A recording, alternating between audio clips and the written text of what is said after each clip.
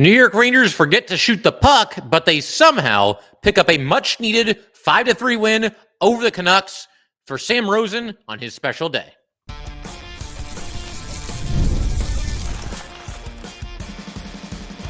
You're Locked on the New York Rangers, your daily podcast on the New York Rangers. Part of the Locked On Podcast Network, your team every day.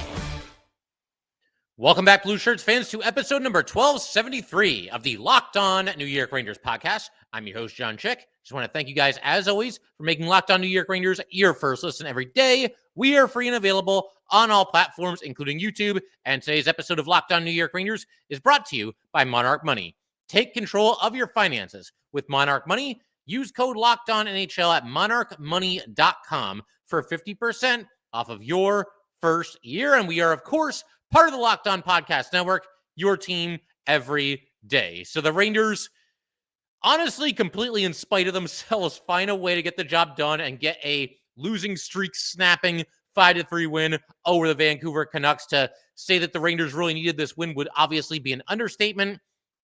And this episode is basically going to be like the compliment sandwich. For anybody that, works in a professional setting, you have a boss, you have a manager, and it's time for your performance review. You guys know how it usually goes. They'll tell you something nice at first, something that you're doing well, and then they'll tell you something that, okay, we need a little bit of work in this area, a little bit of improvement in this area, and then finally, they'll end with something kind of nice. That's basically what today's episode is. We're going to give the Rangers some props for figuring out a way to get it done. It was not perfect. I think anybody that watched this game would agree with it, but there is something to be said for finding a way to win one way or another, getting the job done in crunch time. The Rangers did that on this afternoon, and it's something that they've done very infrequently at best so far this season. Then in the middle, we're going to get to the part where we talk about the things that the Rangers need to do better. Shooting the puck every once in a while would be a start, so we'll get to that. And then at the end, going to end with something nice, and that's going to be talking about Sam Rosen and everything he's meant to the Rangers, and just kind of going through what was obviously a very special day for him and for Ranger fans everywhere, such as myself, that have really enjoyed his work for decades, literally decades at this point, 4 decades to be exact. But let's go ahead and start things off with the two players that, for my money, had as much or more with the Rangers winning this game as anybody else, and that would be Igor Shesterkin and Jonny Brodzinski. And we'll go ahead and we'll start with Igor. He obviously played very well, made some, tough saves early in this game, and kept the Rangers in a game where they produced a grand total of 1 shot on goal in the first period. More on that in a little bit. But he made his fair share of tough saves. He made some clutch saves down the stretch in this game as well. But I think what really kind of got the Rangers going and woke them up, it wasn't like a great glove save, a great pad save, a save on a breakaway, or anything like that. It was Igor getting down in the weeds and really mixing it up with several different players on the Canucks. You had, in the second period, there was a scrum that kind of started with Igor and Amon. Basically what happened, Igor had the puck, and he was going to freeze it, and then he dropped it down to play it and make a pass up the ice. He's been passing more often than ever recently, and I think that's because he's trying to make anything happen for this team. He sees what's been happening recently, and he's trying to help any way that he could. And at times, he can get himself into some issues with those passes. Every once in a while, it can backfire, but I don't fault him for trying the way things have gone recently for the Rangers. But in this case here, what happened was the referee blew the whistle right before Igor dropped the puck. So the play was dead. I don't think Amon realized that, and he tried to lift Igor's stick and essentially just bury the puck, right there from the doorstep. So because the whistle had blown, Igor took exception to this, and he slashed him back. And then you had a whole bunch of Rangers come over and go after Amon. The Canucks jumped in there as well. Rempe and Carrick were, right in the middle of everything here. Carrick was actually, I think, looking to drop the gloves and start a fight. But by that point, it started to fizzle out a little bit. The linesman jumped in there. They didn't allow it to happen. But there were matching minors given out on the play. But Igor trying to snap the Rangers out of their zombie-like state here. And I think he actually succeeded in doing that. Because when this happened, again, we're about midway through the second, give or take a couple of minutes either way. But about midway through, and he's trying to wake them up. He jumps, he takes a slash at his guy. And the shots on goal at this point in the game were 14-2, which tells you everything you need to know about the way it had been going for the Rangers. But Igor wasn't done mixing it up. Not too long after this, we have a situation where Igor basically tackles Sherwood. Like, he legit tackled him. It's a good thing that the Canucks didn't take a shot while this was happening. But, Sherwood's going by and a whole bunch of stuff is going on, and Igor wraps him up and takes him down to the ground. And he gets a penalty for this. So the Canucks actually end up with a 5-on-3 power play for about 12 seconds. And on one hand, and Sam and Joe both acknowledge this as well, you look what Igor did here. It's a bad penalty. I mean, you can't really sugarcoat it by just looking at this objectively. It's a bad penalty to take. With that said, as far as bad penalties go, this is the best bad penalty that you will ever see because, again, Igor Shesterkin is tired of losing. And look, he's had some shaky games and some shaky performances this season too, but he's played well recently. He's tired of losing. He's trying to snap his team out of it. He's trying to get them going. He's trying to stand up for himself, and he was able to do that by the tackle here. And the Rangers, fortunately, were able to kill off the 5-on-3 penalty right after that. So I can at least appreciate this because, if we look at it objectively, yes, it is a bad penalty. But I don't care because at this point, honestly, the way things were going, the way things have been going the last handful of games, the risk becomes worth the reward. Yes, you are risking a penalty. And of course, the penalty was called. The refs were terrible in this game, by the way. It wasn't because of this, but just in general. Just wanted to get that in there. But you got to try to do something. You got to try to do something to wake your team up. And I think it actually worked. The Rangers did seem to start playing better after this for the rest of the second period, and then certainly in the third period as well. And then Igor, as far as the saves are concerned, he made a bunch of those too, including down the stretch. The Rangers were up 4-3 late in this game. Had to make a couple of difficult saves, in the last few minutes here, about 3 minutes ago. Had to make a really tough save on the shift after the second goal by Jonny Brodzinski. There were about 3 minutes to go. You're getting loud Igor chants. They were chanting Igor's name when he was mixing it up with the Canucks as well. And then there was a wild scramble at the very end of this game with the Canucks having the goalie pulled. And he got a little bit of help from Vincent Trocheck, did Igor, but Igor did everything he possibly could to keep the puck out. And somehow, some way, the Rangers hang on. JT Miller with the empty net goal with 15 seconds to go. And I loved Igor's reaction here because Miller actually scored from his own zone. He cleared it down the ice and put it right into the net. That was the dagger, obviously, that gave the Rangers the win or clinched the win for the Rangers. Igor was one of the first guys over to JT Miller to, tap him on the head and tell him great job and all that good stuff. So just very cool to see. And Igor was very, very busy in this game as well. Made a bunch of really quality saves. And like I said, gave the Rangers a chance. So he was one of the big-time heroes. The other big-time hero for the New York Rangers in this game was Jonny Brodzinski with 2 goals in the third period, including the game winner. When this game ended, I sent out a tweet where I was basically just kind of praising Jonny Brodzinski because I think he's done a nice job this year and obviously hustles for this team and has carved out a role for himself in this lineup. And it's funny. I said something like, Jonny Brodzinski's mindset is that, I bleed Ranger blue and I'll drag this team into the playoffs or die trying to do it. And then I kind of said that like all the other Ranger players, the star players, have this mentality of like, the game started? And none other than Jonny Brodzinski's father actually liked that tweet. So that was pretty funny. I can't say 100% sure that that's who it is, but a lot of Ranger fans follow him, and I'm pretty sure it is Jonny Brodzinski's dad. So I kind of got a kick out of that for sure. But bottom line, Brodzinski comes through in the clutch. His first goal gave the Rangers a 2-1 lead. Nice pass from Lafreniere out of the corner in front to, or rather into the corner to JT Miller. And then JT Miller puts it in front to Jonny Brodzinski, and Brodzinski is able to tip it home off the post and in. There was more purpose on this shift here early in the third period for the Rangers than we've seen in any game recently. They just looked like they were going over the blue line, going in strong on the rush, on a mission to score a goal. And we just haven't seen enough of that from this Ranger team really all season, and certainly in recent history either. That got the Rangers going a little bit. And then a little bit later in the game, it's 3-3 at this point because K'Andre Miller scored a goal to give the Rangers the lead, but then also broke his stick and the Canucks scored and he wasn't able to prevent the Canucks from, tying the game again. Mixed bag for K'Andre Miller in this game, but I do think overall he was better. But then Brodzinski, it's his turn to come through in the clutch again. The next shift after the Canucks score to tie the game, Jonny Brodzinski scores. So obviously very nice to see the Rangers be on the right end of that for a change. We've talked so much about how they struggle in the shift that follows a goal, but Jonny Brodzinski coming up clutch here. He's out there with Lafreniere and JT Miller. I say keep this line together. You may have found something that actually works, so that's nice to see. It does put Brodzinski in the top 6, but hey, he's earned it. He's played well.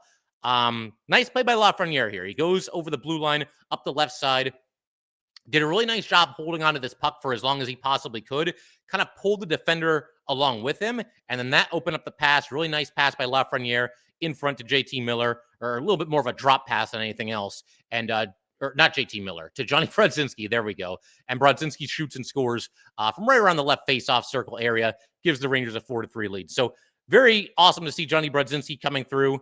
And he had an interesting quote after this game as well. He said that during the second intermission, there was a little bit of yelling in the room, and he was asked what the message was, and this is what he had to say about it. We're doing too many things to hurt ourselves. We're not finishing checks. We weren't getting pucks deep, and when we were, we had one guy going in hard, and we had two guys kind of sitting back in our lock. Just play way more direct, a little bit more simple, and good things happen.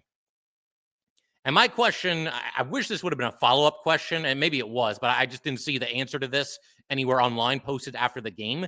But I got to know, who did the talking in the locker room? Because that's kind of been a mystery for all of us, right? Like, they don't have a captain. We know that. We know with the alternates, I mean, the leadership has been spotty at best, and that's probably being pretty generous on my part. We don't know everything that goes on behind closed doors. But I got to know, like, did Brodzinski himself step up and say something? Was it one of the kids that stepped up? Or was it actually, Mika, Kreider, Panarin, Fox, the guys that wear the letters and the guys that are supposed to, push this thing forward? I hope we find out at some point. I would love to know. But, yeah, Brodzinski, man, he's done a great job. Jonny Brodzinski is part of the solution. He's not part of the problem this year. And I'm not saying that you build your entire franchise around Jonny Brodzinski. You don't do that. But for somebody that is largely seen as an NHL, AHL swingman that has kind of this 12th or 13th forward role for the Rangers, I feel like he's exceeded expectations this year. And clearly Peter Laviolette was impressed by what we saw, but he ended this game on a line with Alexis Lafreniere and JT Miller. And like I said, maybe stick with that in the next game. Send a message that if you play better, you move up the lineup, you get better line mates, you get more time on the ice. What a novel concept, right? So very cool. The other thing that you got to love about Brodzinski is all the young guys on this team that have been so complimentary of him. There was a story about Brodzinski not too long ago, how he's really kind of, put his arm around some of the younger guys like Othman, guys like Cooley, very complimentary of Jonny Brodzinski and the way that he's kind of been there for them as they, transition to becoming full-time NHL players. I mean, Cooley was here last year, but you get the idea. They were in Minnesota. Brodzinski's from there. All the young guys are over at his house. Rempe was there, and everybody, Zach Jones, I believe, was one of the guys that went there. So great job by Jonny Brodzinski, man. Happy for him that, in his early 30s, finally carves out a role for himself on an NHL team, and very well deserved as well. Going to keep everything rolling in just a second. We're going to shift our attention to some of the things that the Rangers did not do so well in this game. And there's quite a few, but I mean, they did get the win. That's what's important right now. But we will break down a couple of the mistakes that they made and some things that they're certainly going to need to do better down the stretch this season. All right, we just want to take a minute to let everybody know that today's episode of Locked On New York Rangers is brought to you by Factor. Eating healthy does not have to be complicated. With Factor, you get chef-made, dietitian-approved meals that are ready to heat and eat in just 2 minutes, so you can fuel your body without the hassle of cooking. Factor meals arrive fresh, never frozen, and with 40 options across 8 dietary preferences each week, you can customize your menu to fit your goals, whether that's calorie smart, protein plus, or keto. Convenience meets nutrition.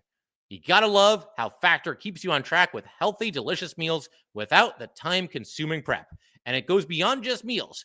Factor also offers smoothies, breakfasts, and snacks, so you always have something nutritious ready to go. Eat smart with Factor. Get started at factormeals.com/factorpodcast and use code FACTORPODCAST to get 50% off your first box plus free shipping. That's code FACTORPODCAST at factormeals.com/factorpodcast to get 50% off plus free shipping on your first box. And today's episode of Locked On New York Rangers is also brought to you by Wonderful Pistachios. Looking for a snack that is both delicious and nutritious? Crack into a good source of protein with Wonderful Pistachios. Wonderful Pistachios is one of the highest protein nuts. Each 1 ounce serving has 6 grams of protein, giving you over 10% of your daily value. Plus, they're packed with fiber and better for you unsaturated fats to help keep you feeling fuller longer. Personally, I love the no shells variety. It is the perfect grab and go snack for busy days. The satisfying crack of opening each shell, it is like snack meditation. Whether you're running between meetings or dropping off the kids, Wonderful Pistachios are the snack that works just as hard as you do. Get snackin' and get crackin' with the snack that packs a protein punch. Visit wonderfulpistachios.com to learn more. All right, let's go ahead and keep everything rolling here on Locked On New York Rangers. Gotta shout out the everydayers as always for sticking with everything through this crazy season that we're all currently experiencing. The Rangers do not play again until Tuesday against the Kings at 10:30 p.m. Eastern time. So obviously when that happens, we'll break down that game. Gonna do at least 1 or 2 episodes between now and then. Want to talk a little bit about Noah Laba, who recently signed his ELC with the Rangers. Just made his Hartford Wolfpack debut. Debuted in the top 6 and scored a shorthanded goal. So that's very cool. And also news breaking a little bit earlier here today that Jackson Dorrington, another Ranger draft pick, or not a Ranger draft pick. He was a Canucks draft pick, but he's now with the Rangers. He has now signed his ELC as well. So definitely looking forward to that. Bunch of other stuff as well. But let's go ahead and talk about some of the things that the Rangers didn't really do so well in this game and certain things that they did that don't convince me that they're out of the woods. I know they won this game. I'm happy they won this game. I will continue to root for the Rangers until the very end. I don't know how to do anything any differently, and I'm sure a lot of you are the same way. But there were certainly some things that give you at least some concerns in this game. To begin with, the shots on goal, or the almost complete absence of shots on goal. This team had 1 shot on goal in the first period. That was Matt Rempe, by the way, the 4th liner. And we talked about this in a recent episode with the shots on goal, but I want to repeat it here for anybody that might have missed it. And I also want to really drive the point home to anybody that might have caught the last episode where I talked about this. How many times does this happen? It's been very noticeable recently, but it's really gone on pretty much all season. You have a game with the Rangers, and we get 10 minutes into the action, Rangers have 1 shot on goal or 2 shots on goal. We get to 13, 14, 15 minutes, the Rangers have 2 or 3 shots on goal. We get to the end of the first period, they have 5 shots on goal. We get to the end of the second period, they have 9 or 10 or 11 shots on goal. It's just an absolute epidemic. This team will not shoot the puck, especially early in games. In this game, it was kind of weird because I felt like in the first period, they weren't terrible, which the way things have gone recently, that's about as high of a compliment as I can pay this team. They obviously weren't getting shots on goal, and that's clearly a problem. But I do feel like there were at least a couple of things they did well.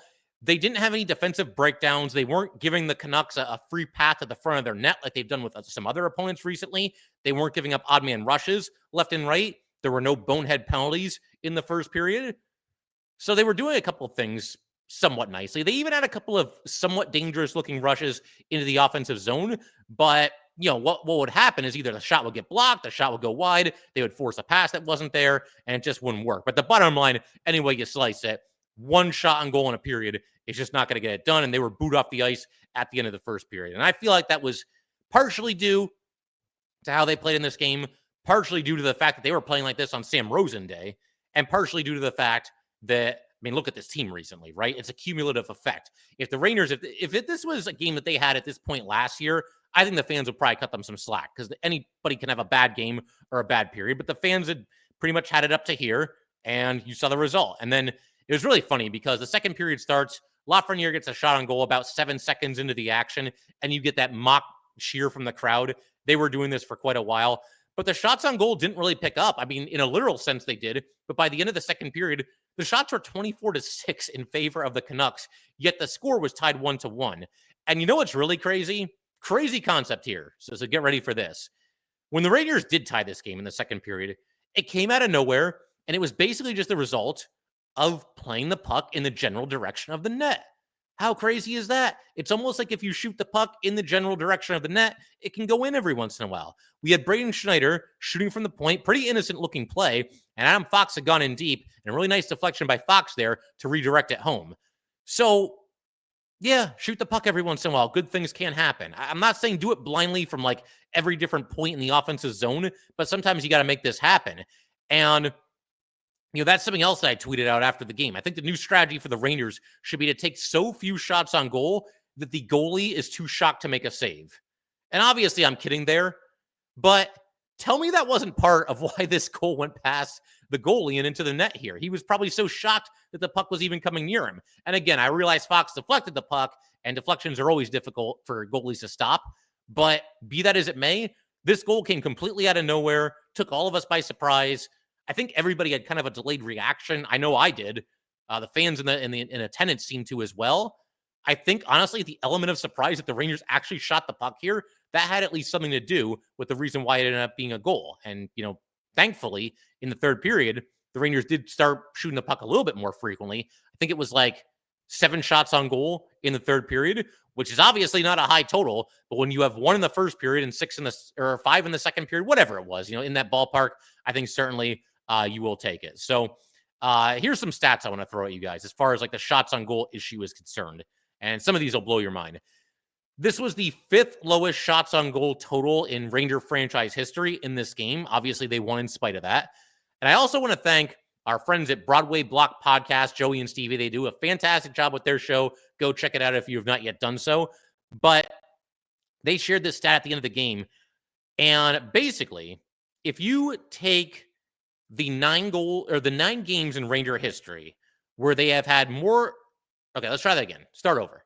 If you take the 9 games in Ranger history where they have had the fewest total shots on goal for the game, 3 of them have occurred this season. This is a team that's been around for 99 years, by the way. Next year is a centennial, the 100th season. And one more stat that I'll throw at you guys here. The Rangers are only the second team in NHL history, forget about franchise history, the second team in NHL history to score 5 goals while getting 12 or fewer shots on net. It's an absolute miracle that they won this game with numbers like that. And I am happy the Rangers won. Like I said in the first section, there is something to be said. You have to give this team some credit for getting it done in crunch time, figuring out a way to make things happen, to score some clutch goals down the stretch, chaotic third period, and the Rangers finally came out on top on one of these admittedly chaotic third period. So that was obviously very nice to see, but they gotta start shooting the puck, and there's other things they have to do better as well. I think obviously a better start in games is absolutely critical. Rangers are about to begin a 3-game road trip, all against Western Conference teams. The next one is against the Kings, so I don't think they win that game if they have a similar performance like this. Something that this game did for me is it really reminded me that there are a lot of different ways to win hockey games, and you can pull a rabbit out of a hat like this every once in a while, but I think pretty much everyone will agree this is not a sustainable recipe. This is not a recipe for success going forward, only getting 12 shots on goal and sleepwalking through probably at least half of the game. It's not going to work long term, but at least they got the win, and hopefully, by playing a little bit better in the third period, by playing a little bit more urgency, by shooting the puck every once in a while, maybe that can carry in to the game on Tuesday against the Kings. We shall see. But we're going to keep everything rolling. In just a second here, I want to shift our attention to the man of the hour, and that would, of course, be Sam Rosen, celebrating his just legendary career on this afternoon. And very happy for Sam that the Rangers found a way to get him a win on his special day. So we'll talk about that in just a second. All right, we just want to take a minute to let everybody know that today's episode of Locked On New York Rangers is brought to you by Monarch Money.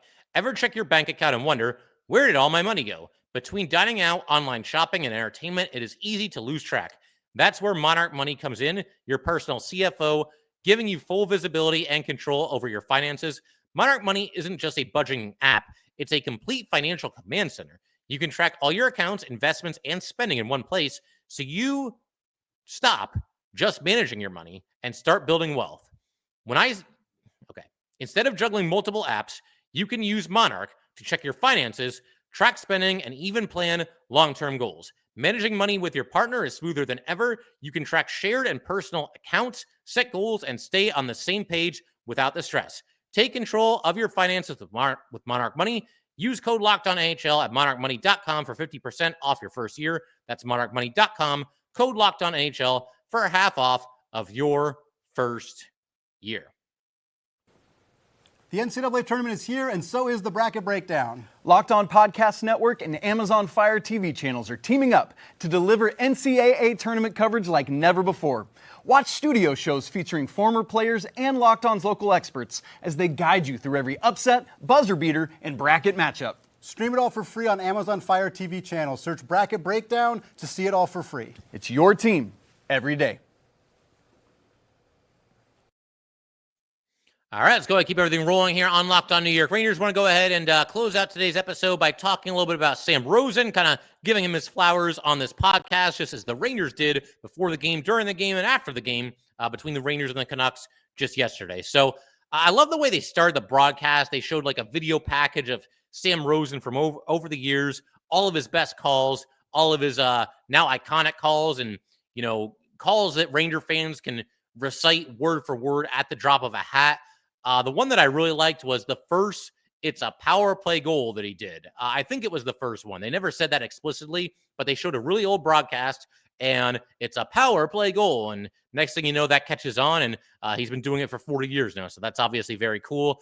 They show the Pavel Bure penalty shot in Game 4 of the Cup Finals with Mike Richter making the save. The 1994 Stanley Cup win. I mean, that is just the definition of an iconic broadcasting call. You had a bunch of current Rangers, former Rangers, all talking. Adam Graves, Henrik Lundqvist. They showed the Artemi Panarin game winner against the Penguins as well. One of the more recent iconic calls by Sam Rosen. And then the actual ceremony began. And it's funny because going into this, I'm kind of wondering to myself, like, I wonder who's going to actually lead the proceedings here, because it's usually Sam. Like, is Sam going to go out there and introduce himself? I think that actually would have been kind of funny. But no, they had Joe Micheletti do it, which I think was a great choice. Obviously, they've been broadcasting partners for 19 years now. I thought Joe did a great job. Joe said that said to Sam that they want to see him around for the Rangers centennial season next year. And yes, the Rangers will celebrate their 100th career or 100th season of existence, whatever you want to call it. And I had kind of been having this thought even before this was mentioned by Joe. Obviously Sam is going to hang him up at the end of the year, and he completely within his right to do that. And obviously an absolutely legendary career.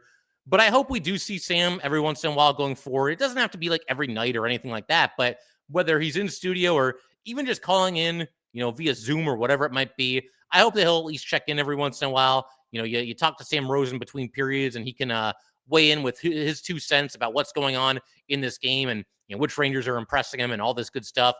Like I said, just a couple of times a season, I think it would still be nice to see and hear from Sam every once in a while going forward. We'll see if he wants to do that. I hope he does, especially next year, because of course it is, the 100th season for the Rangers. They also had a number 40 jersey for Sam Rosen on the ice that was signed by the current team. Obviously the 40 representing his 40 years as a Ranger broadcaster. And I thought this is a really nice touch as well. Bring out Phil Esposito and John Davidson, who of course were the only other two color commentators that had been with Sam Rosen in the New York Ranger booth. I thought that was a really nice touch, and props to both of them, for being there, for being in attendance for Sam's special day, especially JD, because I feel like, obviously things didn't end great between him and the Rangers. He was fired very unceremoniously and somewhat randomly toward the end of a season after, the letter went out where they were calling for, it went out from the organization about George Peros. And next thing you know, everybody's getting fired, and, he's gone. Obviously, Jeff Gorton was gone. David Quinn was gone a couple of games later at the end of the season. So, yeah, JD didn't exactly leave on great terms, but I think he's going to put all that to the side and show up for Sam Rosen. That's obviously what he did here. But think about that, too. Like, Sam Rosen, he's been in this position for 40 years. So that's amazing in and of itself, right? Of course. But you think about that, and you think if there's an announcer that's the play-by-play guy for his team for 40 years, there's a good chance he's gone through, a decent cycle of color analysts, for one reason or another. Announcers move around, and they switch sports, they switch leagues, whatever it might be. But just the fact that he's only had 3 color analysts, and Esposito, I think, was only there for like 2 seasons. Like, they must really like working with Sam Rosen. They must really enjoy covering Ranger hockey. And that's the place to be, because like I said, guys do move around. They take different jobs. Obviously, John Davidson wanted to get back into the hockey side of things, and he's obviously done that. But that's pretty cool. And I think that says a lot about Sam Rosen and how much of a joy it must be, to work with him and call Ranger hockey game in and game out, season in and season out. So that's pretty cool. And then, of course, Sam Rosen spoke at the podium, said that he had lived a dream. And I thought this was kind of funny. He said that he's got to go out there and give out 40 years of thank yous in about 2.5 minutes. So he kind of ran through everything quickly. He gave a shout out to Al Trotwig, who we recently lost. He passed away, obviously long time, great broadcaster, did a tremendous amount of work with the New York Rangers as well. That got a big reaction from the Ranger fans. So that was really nice. Really put over Micheletti, Esposito, and JD as being great broadcasters and great people, and thanked them for everything. Thanked all the fans, for all the selfie and autograph requests, which is so funny to me because it just shows how humble Sam Rosen really is. The fans want to thank him for the autographs, for the selfies. And here's Sam Rosen thanking them for asking him about it. And he's been doing this for, 40 years? Certain people, not all, but like a lot of people I think that work in sports, whether it's a broadcaster, a pro athlete, a coach, at a certain point, maybe there's a situation where you just get tired of doing this or it becomes old hat, but not with Sam Rosen. He actually goes out there and thanks fans for coming up and requesting autographs, selfies, whatever it might be. Truly one of the good guys in sports. And it was cool because they started the broadcast with John Giannone and Brian Boyle in the box because, Joe and Sam had to get through Madison Square Garden and get back up there into the booth and everything. And so for a while, all four of them were in there, basically just hanging out, having a conversation. And, Sam let John and Brian call the game up until the next commercial break. And then Sam and Joe obviously took over. But it was just really nice ceremony. We've done a couple of Sam Rosen-centric episodes in the past. Certainly we did one in the offseason when it was announced that this would be Sam Rosen's final season as the Ranger announcer. And we'll do a few in the future as well. And while I'm thinking about it, if you have ever met Sam Rosen, you've gotten his autograph, just talked to him really quickly, done a selfie with him, and you have a fun story or whatever it might be about, your interaction with Sam, then go ahead and leave it in the comment section of this episode or email it to me. We're going to do a couple of Sam Rosen off-season centric episodes when the time comes for it. And I'll go ahead and share some of your stories on those episodes as well. Definitely looking forward to hearing from you guys about your own interactions with Sam Rosen. So definitely share those stories. Don't be shy. And like I said, I will be incorporating that into some future Sam Rosen-centric episodes once the offseason arrives. But that'll do it for today, guys. Once again, if you'd like to get in touch with this podcast, please send an email to lockedonnyrangers@gmail.com. Once again, that is lockedonnyrangers@gmail.com. Definitely give us a follow on Twitter as well, @jchick17. Once again, that is @jchik17. And definitely subscribe to the Locked On New York Rangers YouTube channel. We are closing in on 4,000 subscribers. So thank you to those of you who obviously have already done so. And I'll see you guys next time.